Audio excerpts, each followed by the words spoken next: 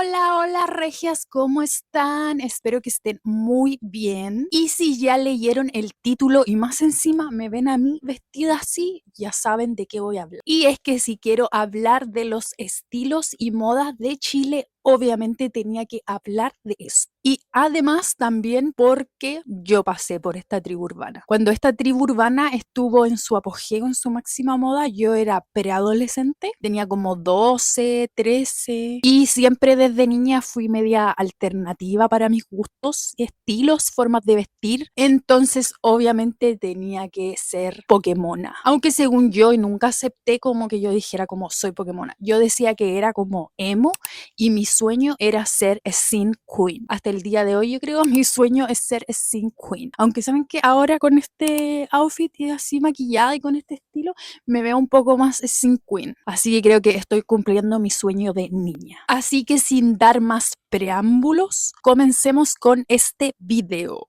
Chile entraba al nuevo milenio con una mezcla de alivio y ansiedad. Después de 17 años de dictadura, la democracia se sentía como una fiesta rara. El cuerpo quería libertad, pero la mente todavía cargaba miedo. El país crecía económicamente, se abrían universidades privadas y la globalización llegaba con todo. Internet, Messenger, Fotolog, los primeros celulares con cámara. Pero bajo ese progreso latía algo más profundo. Una generación que no encontraba sentido en los valores adultos del exitismo y el consumo y que empezó a buscar en cierta forma refugios, por lo mismo comenzaron a formarse tribus urbanas. Estas tribus nacieron de una carencia emocional y de identidad. Eran espacios donde los jóvenes podían ser alguien más y construir comunidades fuera de la lógica neoliberal. Lo que los adultos veían como rareza o rebeldía era en realidad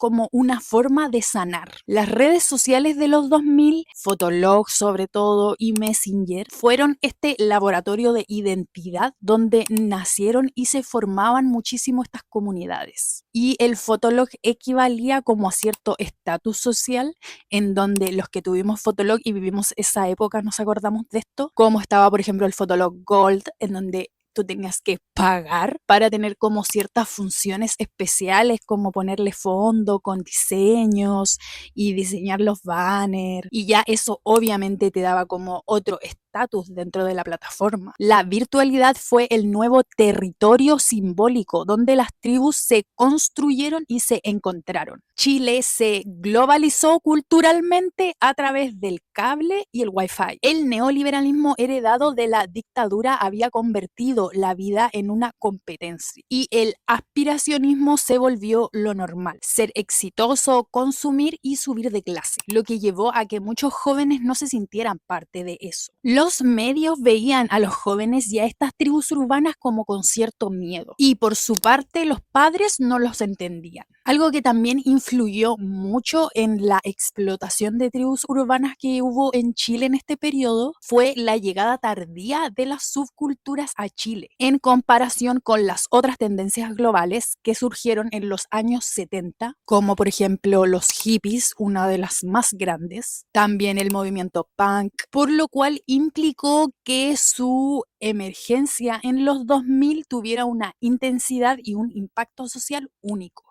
Los Pokémones emergieron con fuerza en Chile alrededor del año 2006 y se consolidaron rápidamente como la tribu urbana predominante de la época en Chile. Probablemente si personas de otros países de Latinoamérica están viendo este video, se van a dar cuenta que en sus países en este mismo tiempo también surgieron estilos y tribus urbanas muy similares a los Pokémones, pero con otros nombres. Por ejemplo, en Argentina estaban los Flogger y en México estaban las Moxitas. Y de hecho la estética es bastante similar, ya que en todas influía demasiado los estilos que se estaban llevando en Estados Unidos y Europa. Por lo mismo, la estética de los Pokémones era notablemente una mezcla de estilos. Fusionaban influencias del hardcore, el emo, el otaku, el skater, también mucho de las scene queen. Y la verdad es que también creo que tenía influencia un poco estas estéticas asiáticas o japonesas,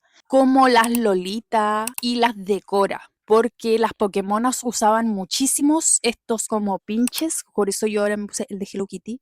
De hecho, ahí se comenzó a usar también muchísimo la imagen de Hello Kitty y usar también como cintitas. Entonces, de verdad, era una mezcla de muchos estilos. Y todo esto mezclarlo con escuchar reggaetón, la música predominante de los Pokémones. También su vestimenta incluía elementos como el pelo macheteado, la piña, como le decían, ropa casi siempre muy apretada. Ahí se empezaron a usar los pantalones pitillo, las zapatillas anchas, estas de skater. Por su parte, los hombres se caracterizaban por usar las patillas largas, el pelo liso, tanto así que hasta los hombres se alisaban el pelo. O sea, si tenían el pelo natural con rulos, se lo alisaban. Y las mujeres, por su parte, lucían collares de perlas, como dije anteriormente, usar muchos pinches. Y un punto en común entre hombres y mujeres era el uso de piercings, muchos piercings. Y como les decía anteriormente, un aspecto distintivo de los Pokémones era su apariencia andrógina, donde los hombres adoptaban cosas tradicionalmente femeninas como plancharse el pelo y de cierta forma desafiaron las normas de género convencionales en un Chile que en ese momento aún estaba súper marcado por la homofobia. Los Pokémones pusieron la sexualidad sobre la mesa, por lo cual los adultos siempre los tildaron mucho como de promiscuos, sin valores, ya que también obviamente como se bailaba reggaetón era muy común ir a las fiestas a poncear, que eran bailes muy sensuales, pero detrás de la provocación había algo muchísimo más profundo, una búsqueda desesperada de identidad en un país que reprimía el placer, el deseo y la diferencia. Durante estos años surgieron programas que saltaron a la fama por tener personas random que eran de estas tribus urbanas. Uno de ellos y el más recordado es El Diario de Eva, programa que fue estrenado el 2003 y que de hecho al comienzo era un programa como de señoras en donde hablaban como de sus problemas, como nada que ver en lo que se transformó después. Y el año 2007 fue cuando cambió de horario a una hora más tarde de lo que lo daban antes, por lo que el público objetivo ya no eran las señoras que veían la tele después de almuerzo. Y los espectadores se convirtieron en los preadolescentes y adolescentes que veían la televisión cuando llegaban del colegio. Por lo que obviamente los productores dijeron, ya, si vamos a hacer el programa ahora en un horario en donde llegan los preadolescentes y adolescentes del colegio, tenemos que ponerles algo que esté de moda. Y era obviamente las tribus urbanas. Así fue como el año 2007 el Diario de Eva se transformaría en un programa emblemático de las tribus urbanas del momento, el cual es recordado hasta hoy. Y este programa de conversación como que transformó estos problemas que veíamos antes, que eran de temas familiares de señoras, a problemas de jóvenes y adolescentes. Entonces los problemas que veíamos ahora eran como, quiero que mi amiga vuelva a ser perna. Amiga, decídete. ¿Eres Gothic Lolita o Eroguro? Problemas reales. Y uno de los más emblemáticos y recordados hasta ahora, el Mi mamá no me deja ser hardcore.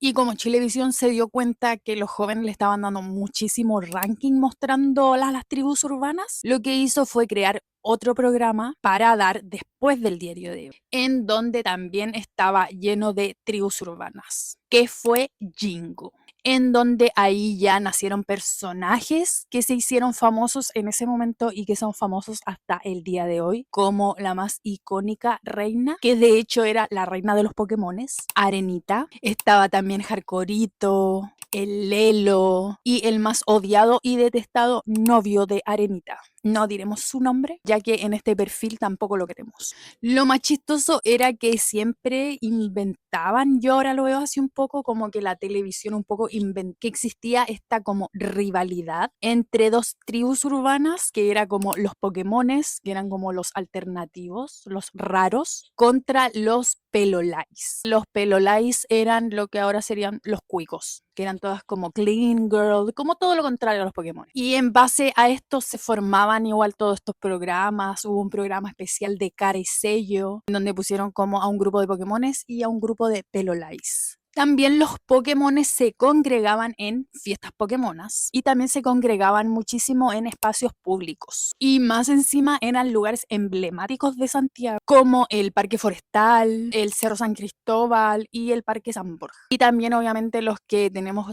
conciencia de ese momento y que vivimos ese momento, recordaremos que se congregaban en estos espacios públicos, hacían juntas y quedaba pero la gran. O sea, yo me acuerdo que salía en las noticias, la gente alegaba, porque obviamente que se ponían entonces era una locura. Hoy, 2 décadas después, muchas tribus urbanas de ese momento ya no existen como tal, como los Pokémones, pero sus huellas están en todas partes. Y de cierta forma, las tribus urbanas fueron el ensayo general de una revolución cultural silenciosa. Fueron las primeras comunidades de autoafirmación post-dictadura en Chile, y aunque muchas de ellas fueron ridiculizadas, sin ellas el Chile contemporáneo como lo conocemos hoy probablemente no existiría. Más abierto de mente, más diverso, más emocional. Las tribus urbanas fueron el alma adolescente de un país que estaba aprendiendo a sentirse libre. Y en sus excesos, en sus maquillajes, sus peleas y fiestas, estaban ensayando lo que significaba ser auténtico en una sociedad que recién salía del silencio. Y muchísimos de nosotros que vivimos esa época, yo creo que prácticamente todos los que la vivimos y estuvimos insertos en eso,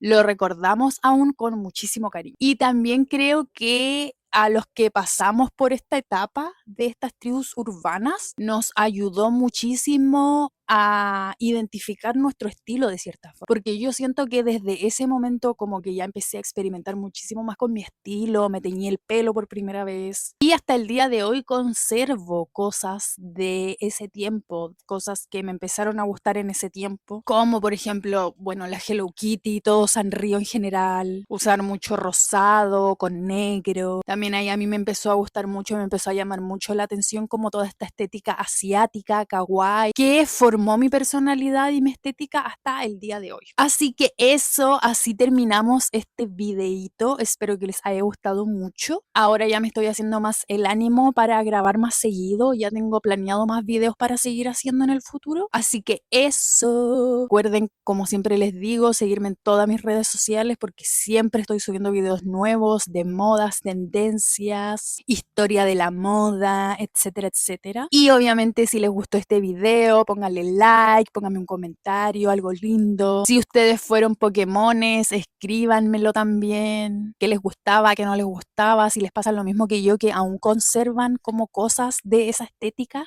Y yo hace un tiempo hice un video con fotos y extractos de Pokémones y se hizo muy, muy, muy viral. Y porque de verdad que con las modas de ahora de los jóvenes, de verdad me pasa eso. Y pienso que prefiero 1000 veces a los Pokémones y las tribus urbanas de ese tiempo que eran como súper maximalistas. No como ahora, que todo es tan aburrido, gris, beige, poco maquillaje. No, ahí era todo bien cargado. Y yo amo eso. Así que bueno, eso es todo. Los quiero mucho. Recuerden darle like, comentarse, suscribirse, etcétera, etcétera, etcétera.